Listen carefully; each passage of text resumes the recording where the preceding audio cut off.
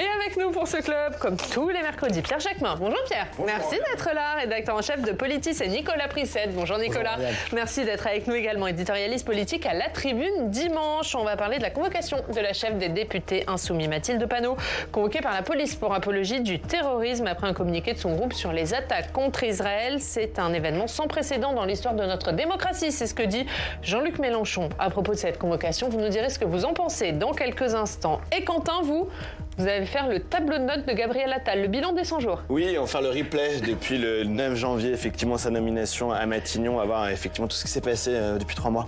On va voir tout ça avec vous. D'abord, on regarde l'actualité dans nos régions.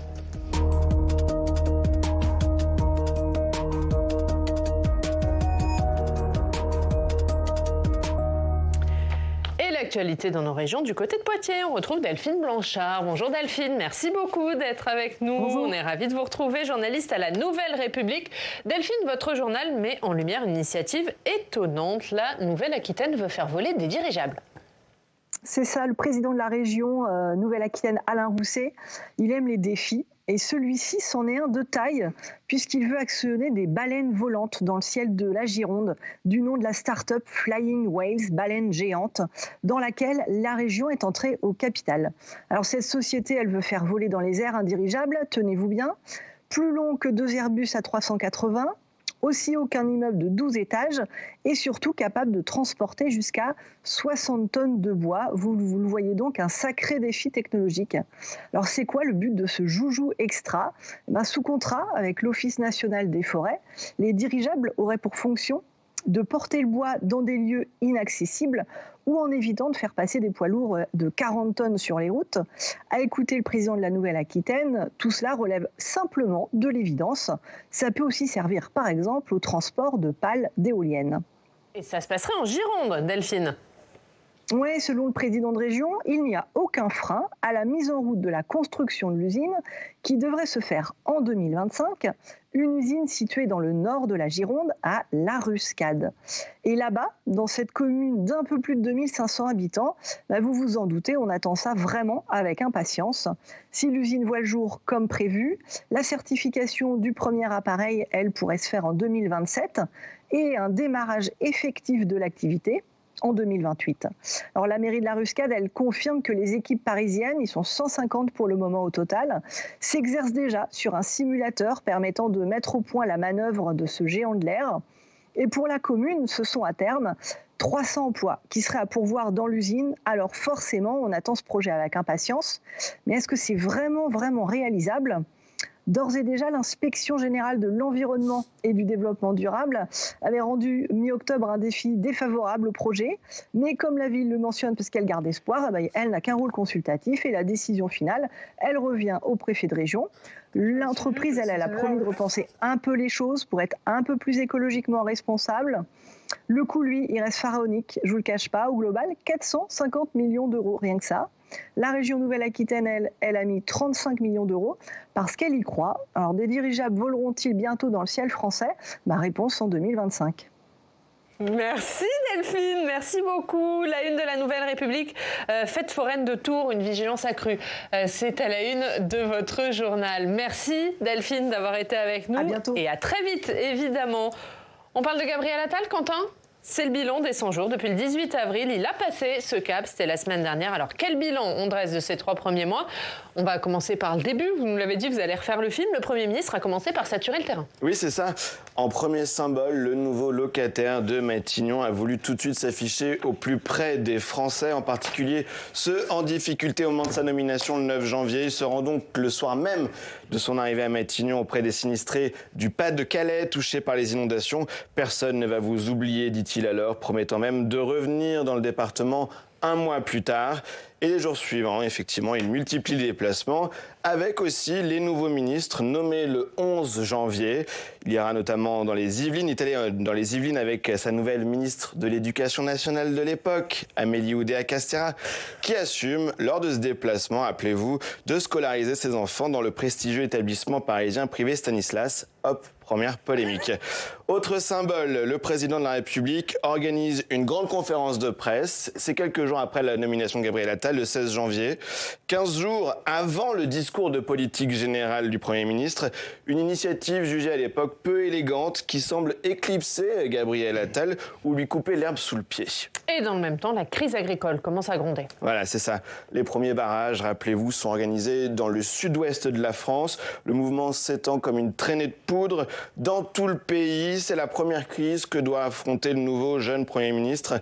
Il faudra attendre plusieurs séries d'annonces et des explications musclées du président de la République au sein de l'agriculture pour que la crise s'apaise petit à petit. Et Gabriel Attal, il a été nommé avec dans son viseur les européennes. Que dire de son implication dans cette campagne ? Ouais, le Premier ministre a bien participé à un porte-à-porte avec la candidate de la majorité présidentielle. C'était le 23 mars dernier avec le discours de la Sorbonne d'Emmanuel Macron ce jeudi. On voit que l'Élysée reprend plutôt la main dans ce dossier. Finalement, Gabriel Attal se sera assez peu impliqué dans la campagne avec ces quelques images qu'on voit de porte-à-porte. Il a vu le père Fouras. Oui, c'est ça. On n'a pas l'extrait en question, mais effectivement, il va entrer dans une des maisons, où toquer. Et il y a un anniversaire qui est organisé, un monsieur qui est déguisé en père Fouras. Ce sont ces images, effectivement.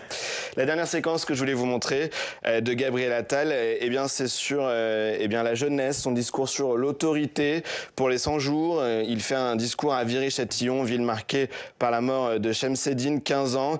Il a continué cette séquence depuis avec la visite d'un internat, c'était avant-hier à Nice. Alors, que dire des sondages ? Est-ce que Gabriel Attal, qui est au sommet de sa popularité quand il a été nommé, est-il toujours populaire ? Alors, la cote de popularité du Premier ministre est en baisse en avril, selon Ipsos et l'IFOP. C'est ce qu'on a lu dans un article de Sud-Ouest. Mais sa cote de popularité reste relativement haute, à 34% et 40% d'opinion favorable selon les instituts. C'est plus haut qu'Emmanuel Macron, le chef de l'État, qui s'affiche à 29 et 28 d'avis positifs, 28% d'avis positifs selon l'IFOP et l'Ipsos. Et donc, on voit que Gabriel Attal reste au-dessus des scores et des chiffres du président de la République. Ouais, on va commencer peut-être par là, Nicolas et Pierre. Sa cote de popularité qui reste élevée, même si forcément baisse. Est-ce qu'il échappe à l'enfer de Matignon dans ces 100 premiers jours ?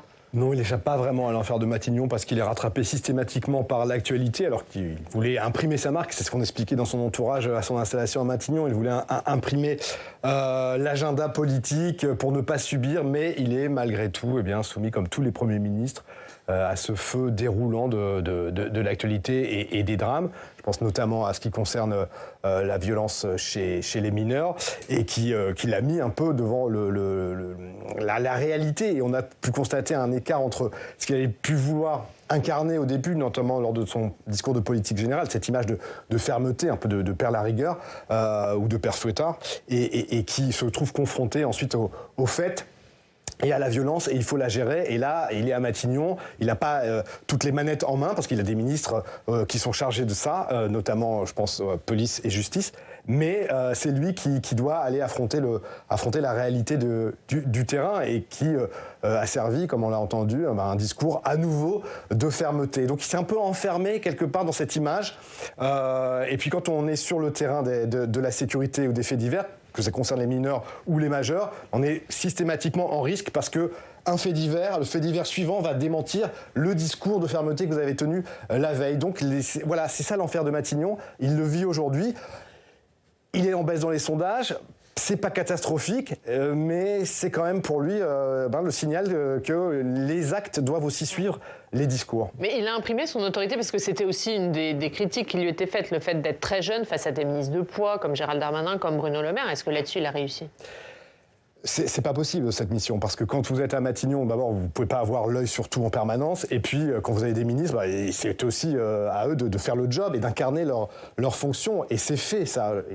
Qu'on parle de Éric Dupond-Moretti par exemple à la justice, Gérald Darmanin ou Bruno Le Maire, même si les temps sont difficiles pour Bruno Le Maire, il incarne quand même la politique économique du gouvernement. Donc Gabriel Attal, on l'entend dans ses discours, il aime bien dire mes ministres, mon gouvernement, essayer de s'accaparer un peu l'autorité qui est liée à celle du gouvernement et qui ne remonte pas nécessairement à sa fonction, en tout cas pas intégralement. On entend qu'il est dans cette recherche de légitimation de son statut. Il n'a pas forcément besoin de ça.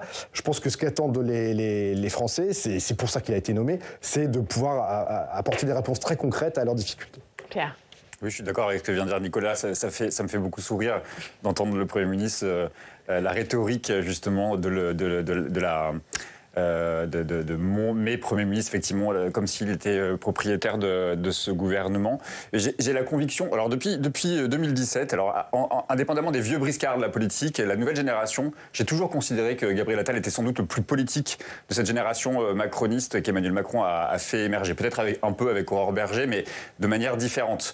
Et je trouve qu'il fait de la politique. Alors en ce moment, on lui reproche de faire beaucoup de communication, sur des petites mesures qui séduisent un certain électorat, notamment de droite, voire d'extrême droite, et qu'il joue là-dessus. Et on ne va pas se raconter l'histoire. Il est en campagne permanente, Gabriel Attal. Il vise au moins la suite d'Emmanuel Macron. Et je pense qu'il vise plus que la suite d'Emmanuel Macron. On s'interroge toujours sur quel est l'héritier presque naturel, légitime d'Emmanuel Macron. Plus largement, il incarne l'héritage de la droite, de ce qu'elle a été, et de ce qu'elle n'est plus d'ailleurs, des Républicains et de la Macronie. Et je pense que c'est ça qu'il est en train d'essayer de faire. Il essaie de convaincre cet électorat de droite conservatrice, la droite conservatrice, qu'il est le candidat légitime pour succéder à Emmanuel Macron. On voit bien le créneau qu'est le sien. Il est sur l'ordre, il est sur les valeurs de la droite, la fermeté. Je n'ai pas peur de dire ce que tout le monde pense tout bas. Il est arrivé au ministère de l'Éducation nationale, il prend un sujet par le petit bout de la lorgnette, il va aller sur les histoires enfin pas les histoires, mais sur les questions de laïcité. Enfin, voilà, il a choisi ce créneau-là. Il se dit qu'on l'a présenté comme ça, comme étant un homme de gauche, parce qu'il venait des cabinets ministériels des gouvernements de François Hollande. Il n'a rien d'un homme de gauche, il n'a pas d'éthos d'homme de gauche, il n'a pas fait la démonstration qu'il avait des valeurs qui viennent de la gauche. Je veux dire, il appartient à un gouvernement où il vote le pacte asile-immigration, il appartient à un gouvernement où il y a toujours plus de fermeté sur les plus faibles, les chômeurs, les migrants, les femmes. Enfin, ce que je veux dire, c'est que voilà, il se construit un personnage de droite et qui a vocation à prendre la suite. Donc on ne va pas se raconter l'histoire, il est en campagne permanente et donc il fait des coups de com'. Il prend des mesures qui font parler qui font débat dans l'opinion publique. Et puis c'est vrai qu'il y a cette espèce sans doute de profil de jeunes qui débarquent en politique, qui dénote un peu, même si c'est quand même il reprend un peu les codes des politiques et qui sans doute lui profite un peu. Il est clairement au-dessus d'Emmanuel Macron en termes de popularité. Nicolas, là-dessus, sur le fait qu'il a mis la barre à droite, c'est ce que dit Pierre, et sur la différence entre le discours et un discours de fermeté, mais est-ce que les actes derrière suivent forcément ? Et c'est toute la difficulté pour Gabriel Attal, comme pour tous les locataires de Matignon, c'est de faire en sorte qu'à partir du moment où la décision est prise, elle puisse ensuite être visible par l'opinion publique, par les Français au quotidien. Et il y a forcément une difficulté parce que il y a toujours un délai, et ça, on peut le reprocher aussi aux politiques de vouloir faire croire que leurs paroles soient ultra performatives. Il y a toujours des délais d'application. Je prends par exemple la taxe lapin, qui est quelque chose qui est plutôt partagé dans l'opinion et qui était demandé par les médecins. On ne pas un rendez-vous médical et pénalisé. Oui. Peut-être d'avoir une forme de sanction, même symbolique, quand on se rend pas à un rendez-vous qu'on a soi-même demandé, alors que le médecin est débordé et qu'on sait qu'on manque de créneaux de consultation. Bon, cette mesure-là, elle paraît de bon sens, et en même temps, quand il faut la mettre en œuvre, là, tout le monde explique que c'est très compliqué, que ça peut pas se faire du jour au lendemain. Donc c'est la différence entre sa posture quand il était au ministère de l'Éducation nationale, où là, vous avez évoqué Pierre Labaya tout à l'heure, ça a été mis en œuvre du jour au lendemain. Donc là, il a pu incarner pleinement la fonction et puis montrer qu'il agissait à 100%. Là, à Matignon, c'est différent. Les délais de mise en œuvre des décisions politiques sont plus longs, et c'est peut-être là l'écueil auquel il se heurte en ce moment. Je pense à la taxe lapin, mais à d'autres mesures qui ne sont pas forcément applicables du jour au lendemain et pour lesquelles l'opinion attend des résultats immédiats. Et peut-être que de temps en temps, il faut aussi prendre un peu de hauteur et expliquer à l'opinion que les résultats immédiats, c'est pas toujours possible, et qu'il y a certains dossiers, je pense notamment à ceux de la violence des mineurs, qui nécessitent aussi de l'action sur le temps long. Et là, Gabriel Attal s'est pas beaucoup mis en hauteur, si vous voulez, sur l'ensemble des sujets. Il a voulu être dans l'action immédiatement, et c'est un peu le piège de Matignon, l'enfer que vous évoquiez tout à l'heure, c'est d'essayer d'obtenir des résultats illico presto une fois qu'on a annoncé une mesure. C'est pas forcément évident. Oui, il se sait aussi sur un siège éjectable, Gabriel Attal. Il sait qu'il n'y a pas de majorité au Parlement. Il sait que la droite menace, même si ça fait sourire tout le monde, de déposer une motion de censure qui pourrait être votée à la majorité de l'Assemblée nationale. Voilà, il se sait aussi, et c'est ce qui sans doute est son carburant, c'est-à-dire il faut qu'il soit, on sait qu'il voit souvent Éric Ciotti, qu'il ménage la droite parlementaire. Voilà, c'est aussi ce qui anime sans doute aussi son action et son envie d'être présent sur tous les terrains et d'avoir des réponses à tout le temps dès qu'il y a un événement, un fait divers, un sujet, quel qu'il soit, il a réponse à tout et il a des propositions à faire. Mais effectivement, j'entendais jusqu'à il n'y a pas très longtemps un des membres de la majorité présidentielle dire évidemment je soutiens le propos de Gabriel Attal, mais ce que disait Nicolas est tout à fait juste, c'est à quel moment on passe à l'action, à quel moment justement les décisions sont prises et la mise en place des politiques publiques est effective. C'est un peu le sujet pour Gabriel Attal. Alors, que dire de la tutelle d'Emmanuel Macron? Parce que quand on a fait la rétrospective des 100 jours, on a vu que régulièrement, Emmanuel Macron a un peu coupé l'herbe sous le pied, c'est l'expression que j'utilisais tout à l'heure, de son Premier ministre, avec cette grande conférence de presse 15 jours avant le discours de politique générale, avec aussi la reprise en main du dossier de l'agriculture, la crise agricole lors du salon, alors que Gabriel Attal avait essayé de faire des premières annonces. On voit qu'il y a comme cela constamment l'ombre du président de la République. Et c'était d'ailleurs une question lorsqu'il a été nommé, allait-il pouvoir avoir suffisamment d'envergure pour se démarquer de son président de la République? Qu'est-ce qu'on en pense? Est-ce qu'il a réussi à imprimer sa marque et aussi à imprimer sa différence pour pouvoir peser sans l'ombre du président de la République? Oui, alors la répartition des rôles institutionnels fait que de toute façon, c'est la parole du président de la République qui comptera toujours en premier, puis c'est lui qui est élu au suffrage universel. C'est le fonctionnement de la Ve République. Mais c'est le Premier ministre qui est censé être le chef de la majorité. On voit que c'est lui qui vient à la rescousse de Valérie Ayé jeudi à Sorbonne.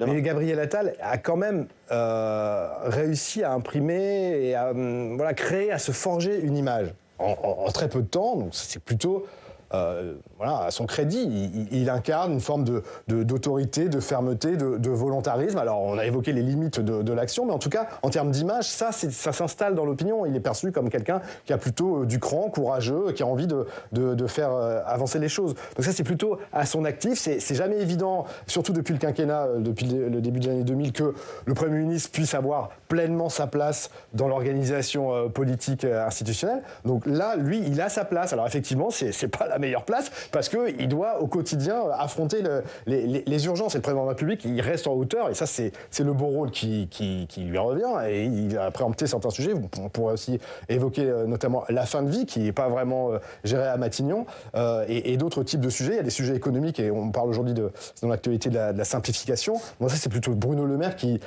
les conserve. Donc, c'est pas Gabriel Attal. Alors, on a parlé, ça, de Gabriel Attal, mais c'est pas lui qui va être identifié sur l'ensemble des sujets. Je trouve que le jeu institutionnel, en tout cas la répartition des rôles politiques, fonctionne plutôt bien. Il y a un sujet aussi, Quentin, vous en parliez, c'est l'implication de la campagne des européennes. Quand il a été nommé, Gabriel Attal, il a été présenté comme l'arme anti-Bardella. 100 jours après, l'écart s'est creusé entre la liste de Bardella et celle de la majorité présidentielle. Il y a presque 2 fois plus d'intention de vote pour Jordan Bardella que pour Valérie Ayé. Est-ce que là, c'est un échec de Gabriel Attal ? Oui, parce que je pense que ce que je disais tout à l'heure, justement, s'il était sans doute le plus politique de la bande des macronistes de la première heure, je trouve que là, il manque sans doute un peu de courage politique. Il voit que la bataille est quasiment perdue d'avance et que donc du coup, cet échec, il veut pas que ça lui colle à la peau. Et je disais tout à l'heure qu'il était sur un siège éjectable. Je ne sais pas si la différence sera de 15 points entre la liste de Mme Ayer et M. Bardella, mais si c'est une telle déflagration, j'imagine qu'Emmanuel Macron va devoir réagir et que possiblement un remaniement ou que sais-je sera à l'ordre du jour. Et donc, il essaie d'échapper sans doute à cet échec qui lui sera imputé parce que quand même, il est chef de majorité. Il est, contrairement à Mme Borne ou M. Castex, un Premier ministre très politique, pas techno, donc il fait de la politique. Et donc, du coup, il avait vocation, effectivement, à enrayer cette progression fulgurante de Jordan Bardella. Donc oui, cet échec lui sera imputé et sans doute, ça lui sera... Ça le marquera. Après, la vie politique est toujours très longue, mais c'est vrai que il manque un peu d'être un peu au devant de l'affiche sur cette campagne européenne, là où on l'attendait justement. Il a échoué là-dessus ? Pour l'instant, ça ne marche pas. Ça marche pas parce que la posture qui est la sienne et qui est celle de la majorité dans son ensemble, elle permet pas de rattraper le retard. Et on voit que le retard vis-à-vis de Jordan Bardella a plutôt tendance à s'accroître. Donc il y a manifestement quelque chose qui fonctionne pas. Alors maintenant, tous les ministres et les membres de majorité expliquent qu'il faut attendre le discours du président de la République demain et que ça sera le vrai lancement de la campagne et que c'est lui qui va permettre de faire décoller enfin la liste Valérie Ayé. Emmanuel Macron il court dur comme fer, donc on verra. Mais ça peut marcher parce qu'il reproduit un peu ce qu'il avait fait en 2019. En 2019. Est-ce que là, c'est pas un peu du réchauffé? Mais l'écart à ce stade de la campagne en 2019 était quand même moindre avec la liste de Rassemblement National. Aujourd'hui, l'écart est tel que les sondeurs vous expliquent que c'est quasiment impossible à rattraper. Alors c'est les sondeurs qui disent ça, c'est pas encore la réalité, mais ça paraît de fait extrêmement difficile d'espérer pouvoir atteindre seulement le point d'écart comme il y avait eu en 2019. Et c'est cette différence entre les deux listes, et puis peut-être aussi la position, si la liste de Raphaël Glucksmann passe devant celle de Valérie Ayé, qui fragilisera ou pas Gabriel Attal. Parce qu'effectivement, s'il y a plus de 10 points d'écart, s'ils sont troisième, là, le Premier ministre aura beaucoup de soucis à se faire, parce que sa position sera extrêmement fragilisée. S'il y a autour de 5 points d'écart, on pourrait s'amuser à fixer des critères, mais il y en aura symboliquement des critères d'écart. À ce moment, on dira, c'est pas si mal, il s'en sort quand même. La lecture politique sera différente, mais de toute façon, à ce stade, là, si on arrête les compteurs aujourd'hui, l'effet Attal qui a été attendu sur la campagne, il ne s'est pas vu, et tout le monde est désormais, en tout cas dans la majorité, suspendu à ce que peut dire Emmanuel Macron. Et ce sera demain matin à la Sorbonne, ce discours d'Emmanuel Macron. On va parler d'une autre actualité politique, c'est cette convocation de Mathilde Panot, la chef des députés insoumis, convoquée par la police dans le cadre d'une enquête pour apologie du terrorisme. En cause, un communiqué publié par le groupe LFI le 7 octobre, un texte qui avait suscité la polémique parce qu'il mettait en parallèle l'attaque du mouvement du Hamas, décrite comme une offensive armée de forces palestiniennes, et, je cite, l'intensification de la politique d'occupation israélienne dans les territoire palestinien. Mathilde Panot est donc convoquée. Jean-Luc Mélenchon, il dénonce un événement sans précédent dans l'histoire de notre démocratie. Qu'est-ce que vous pensez de ça, Pierre ? J'espère qu'on est nombreux à penser la même chose, parce que je trouve qu'il y a une accumulation de faits qui interrogent sur l'état de notre démocratie, entre la criminalisation des mouvements syndicaux, des mouvements écologistes, les interdictions de manifester, notamment pour soutenir les Palestiniens, les interdictions faites en pleine campagne des Européennes, deux annulations de conférences de Jean-Luc Mélenchon avec Rima Hassan. Rima Hassan, elle-même candidate, convoquée par la police pour les mêmes faits que Mathilde Panot, une chef de l'opposition, la première chef de l'opposition de la gauche, des rangs de la gauche, convoquée par la police. Je trouve qu'il y a un climat quand même très inquiétant et qui devrait nous interroger tous. Tous les démocrates, tous les républicains de ce pays devraient s'interroger justement sur cette convocation que je trouve très préoccupante. Et y compris nous, journalistes, je pense qu'on devrait s'interroger, on devrait dénoncer aussi une certaine forme de dérive illibérale sur notre démocratie. Je trouve extrêmement préoccupant ce qui est en train de se passer. Et quand on lit le communiqué de la France Insoumise qui demande un cessez-le-feu et qui rappelle la politique de colonisation d'Israël... Par le contexte. Ouais. Oui, mais enfin, vous voyez le communiqué... Offensive armée de forces palestiniennes. Comment ? Offensive armée de forces palestiniennes. L'attaque du Hamas. Non mais en cela, ça serait de l'apologie du terrorisme. Que Mélenchon ait fait une connerie monumentale en disant que le Hamas n'était pas un groupe terroriste, je pense que tout le monde en convient, et je crois même qu'au sein de la France Insoumise, on en convient. Ils ont quand même dénoncé le Hamas comme étant les faits du Hamas comme étant des crimes de guerre, des crimes contre l'humanité. Ils n'ont pas relativisé ce qui s'était passé, y compris par écrit d'ailleurs. Le communiqué ne relativise absolument pas les attaques abominables du Hamas en Israël. Mais pas tous, Pierre. Quand Daniel Obono à la question « Le Hamas est-il un mouvement de résistance » répond oui. Mais soyons honnêtes et évitons d'être paresseux intellectuellement. Je ne dis pas que vous êtes paresseux intellectuellement, mais il faut qu'on soit honnête sur ce qui est dit. Quand vous prenez l'extrait...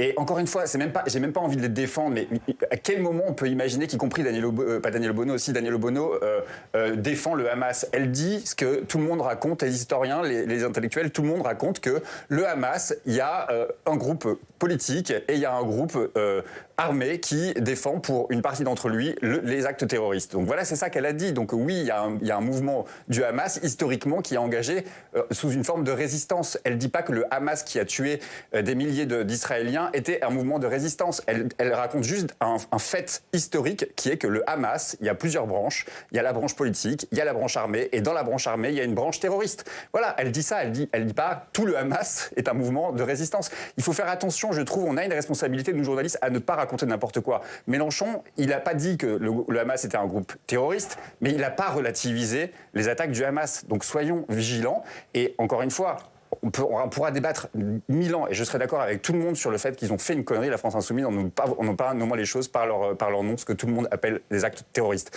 Mais là, encore une fois, ce qui est en train de se passer, c'est au-delà de tout, quoi.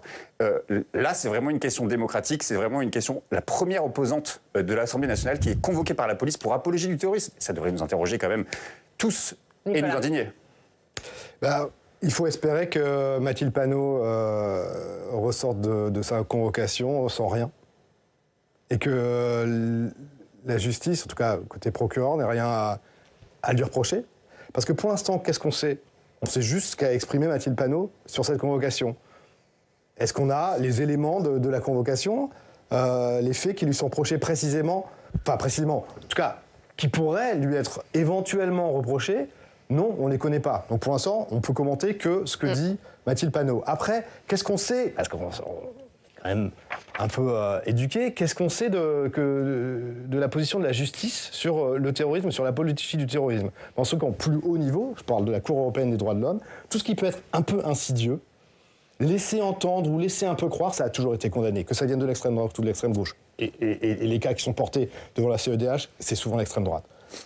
Tout ce qui peut être un peu insidieux et laisser un peu à croire, sans vraiment le dire, ça c'est condamné. Donc, si tel est le cas, on verra bien, je ne sais pas, on n'a pas les informations. Il y aura des poursuites, parce qu'elles sont normales. On ne peut pas tout dire en démocratie, c'est souvent on confond la liberté, je voyais le communiqué du Parti communiste, on confond la liberté d'expression et le droit de dire tout et n'importe quoi. La liberté d'expression, elle est encadrée, et heureusement, et toutes les libertés sont encadrées, et heureusement. Mais on parle d'un parlementaire qui dispose a priori d'une...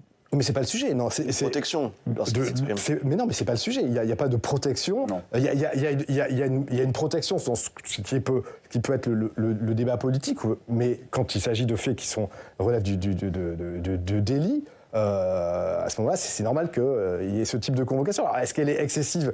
Si elle est excessive, à ce moment-là, ça va se résoudre assez rapidement. Mais si ça ne l'est pas, c'est normal qu'il y ait des poursuites. Donc on est sur un point qui est un peu délicat, parce qu'effectivement, tout est affaire d'interprétation. Mais donc, quand on s'en réfère à ce qui peut être jugé en plus haut lieu, les interprétations sont toujours battues en brèche. C'est-à-dire qu'on ne peut pas laisser à croire ou penser que... Et là, la France Insoumise, elle paye un peu son comportement et ses propos depuis... le 7 octobre. Non, mais qu'elle le paye politiquement, c'est une chose, mais qu'elle le paye sur le plan judiciaire. Sur le plan judiciaire, prise par le gouvernement. Si la clarté doit être faite sur le plan judiciaire, il faut espérer qu'elle le soit le plus rapidement possible. Alors ça suscite évidemment des réactions politiques, l'indignation à gauche, le soutien à Mathilde Panot. On va écouter ce qu'on en pense à droite. Bruno Retailleau, le patron des sénateurs Les Républicains, était ce matin l'invité de la matinale de CNews et d'Europe 1. Je suis pour la liberté et je vois la judiciarisation. Alors quelle est la limite ? La limite, elle est compliquée à trouver. Et ce que j'observe, c'est que LFI, les élus LFI, sont les premiers à condamner les uns ou les autres. Je me souviens qu'à l'époque, au moment des émeutes, j'avais indiqué que dans un certain nombre de quartiers, on a vu un problème d'assimilation en réalité. Et on voit bien, désormais, on sait que l'origine étrangère d'un certain nombre d'émeutiers a été prouvée. Eh bien, Mme Panot avait été la première à vouloir me traiter de raciste, etc. Voilà, donc retour à l'envoyeur. Arroseur, arrosé. C'est tout à fait la même chose. Ouais. Qu'est-ce que vous pensez de ce que dit Bruno Retailleau ? On ne parle pas de la même chose. Enfin, je veux dire que dans le débat politique, il y a une argumentation sur les propos des uns et des autres. Ça relève de la politique, ça relève du débat démocratique. Et M. Retailleau a sans doute eu, oui, effectivement, souvent des propos proches de la xénophobie et du racisme. Donc que Mathilde Panot dénonce ça, ça fait partie du jeu politique, enfin du débat politique. Il dit aussi la limite, elle est compliquée à trouver. Qu'est-ce qui doit être judiciarisé ou pas ?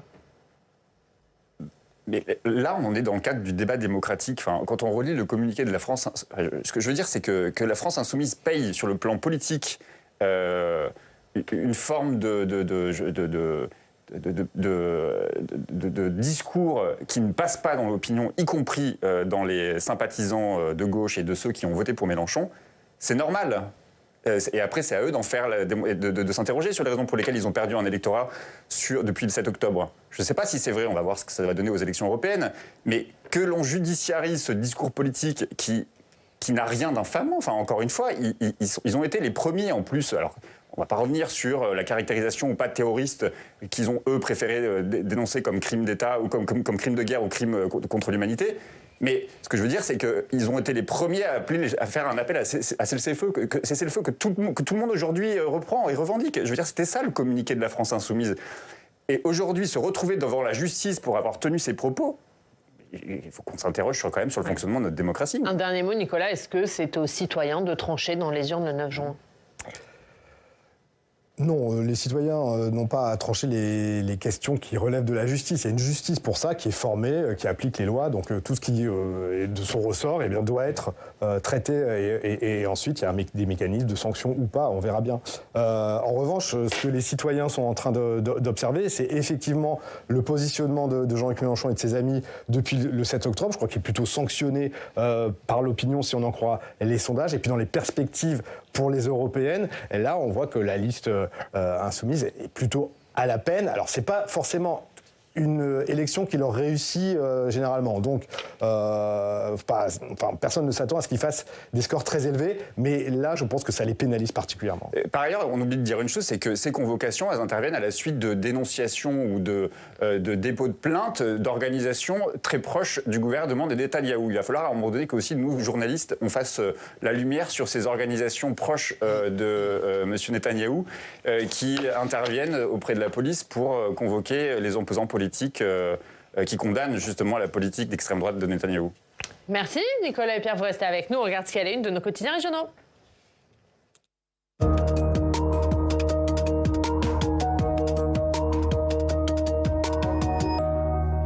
Quentin, on commence avec l'émotion très vive dans le Pas-de-Calais après la mort de 5 migrants hier. Oui, 5 morts lors d'une tentative de traversée de la Manche, dont une petite fille. Quelques 112 personnes, notamment des Syriens et des Irakiens, avaient pris place à bord de l'embarcation pour rejoindre la Grande-Bretagne. Dans les pages intérieures, on lit que le bilan se porte déjà à 15 morts depuis le début de l'année, ce qui fait déjà cette année 2024 l'une des plus meurtrières, nous dit ce matin La Voix du Nord. La stupeur à Toulouse après l'agression d'un prof en plein cours. Voilà, les faits sont déroulés au collège Bellevue. Lit-on dans la dépêche du midi, un élève de 3e a giflé son prof en le menaçant de mort. L'incident a eu lieu lundi. L'élève a été placé en garde à vue. Il doit être présenté à un juge aujourd'hui. Le recteur d'académie parle d'une violence inadmissible. Le gel continue d'inquiéter les agriculteurs. Le coup de froid qui touche la France depuis 10 jours inquiète les viticulteurs dans le Grand Est et les arboriculteurs en Normandie. C'est ce qu'on voit dans ces deux journaux et effectivement qu'on lit dans la presse quotidienne régionale ce matin. Pour éviter le gel des pieds de vigne, certains ont sorti l'artillerie lourde, raconte ainsi l'Est républicain. Des bottes de paille ont été embrasées pour protéger le vignoble, pas pour le réchauffer, pour créer en fait un nuage artificiel. On attend donc encore un peu avant de planter ces tomates dans nos potagers. C'est l'expert qui parle. En Corse, la préfecture pointe des défaillances graves dans la sûreté de l'aéroport d'Ajaccio. La sécurité dans le collimateur de l'État, titre Corse Matin aujourd'hui, à propos de la mission d'inspection filtrage de l'aéroport d'Ajaccio. Le préfet qui dénonce l'absence d'amélioration après des alertes répétées, un dernier contrôle en janvier, une sécurité défaillante et sous-dimensionnée qui cause aussi des retards en plus des vols au départ d'Ajaccio, Ariane. Ouais, on termine avec un sujet plus léger. Voilà, comme d'habitude avec cette revue de presse, on termine avec un sujet plus léger. Printemps de Bourges qui a commencé hier, un rendez-vous incontournable, raconte le Béret Républicain. C'est le premier festival de l'année qui se tient jusqu'à dimanche, le 28 avril. Aujourd'hui, on attend Clara Luciani ou encore Thomas Dutronc, mais il y a aussi plein de jeunes artistes beaucoup moins connus. Ce qui fait dire à un agent cité dans le journal, on vient se tenir au courant de ce qui se fait, de ce qui se joue. Comme quoi, le département du Cher peut être the place to be pendant quelques jours. Mais c'est toujours the place to be. Pierre, la une de Politis, c'est Rima Hassan, un entretien, je veux garder espoir. Et vous avez un dossier sur la surmortalité des chômeurs. Oui, incroyable dossier édifiant réalisé par Pierre Géquezal qui a récupéré les chiffres inédits exclusifs de l'INSERM et qui révèle justement la surmortalité de plus 30% en 3 ans, je crois, de surmortalité des chômeurs. Vous savez, les maladies cardiovasculaires, souvent, une fois qu'on tombe au chômage. Et il y a un autre volet aussi qui est très intéressant, c'est sur les difficultés que rencontrent les salariés de France Travail à faire face justement à cette montée du chômage et à recevoir des chômeurs dans de bonnes conditions. conditions et on révèle aussi effectivement les conditions de travail qui sont un peu délétères avec une augmentation aussi des violences qui arrivent au guichet. Et c'est à lire dans Politis. Merci beaucoup, merci Pierre. On lira évidemment dimanche la Tribune dimanche, Nicolas, comme tous les dimanches. On souhaite un bon anniversaire à Quentin. Oui, Quentin. On n'allait pas oublier. On vous remercie de nous avoir suivis et on vous donne rendez-vous demain. Très bonne journée, à demain. Merci Ariane.